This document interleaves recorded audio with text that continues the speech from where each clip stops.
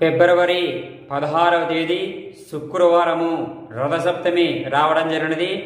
ఈ మాఘమాసంలో వచ్చే అత్యంత పుణ్యదినము ఈ యొక్క రథసప్తమి, అనగా సూర్యనారాయణమూర్తి యొక్క జన్మదినము.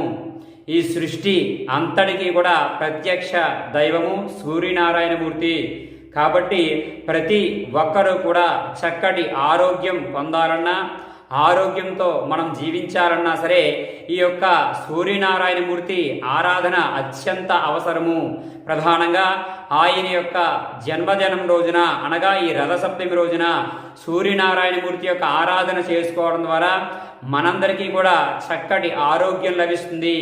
ఎటువంటి అనారోగ్య సమస్యలు ఉన్నా సరే ఈ యొక్క సూర్యనారాయణమూర్తి ఆరాధన ఈ రథసప్తమి రోజు చేయడం ద్వారా అటువంటి అనారోగ్య సమస్యలు తొలగిపోయి చక్కటి ఆరోగ్యం మనకి ఇస్తాడు ఆ యొక్క సూర్యనారాయణ.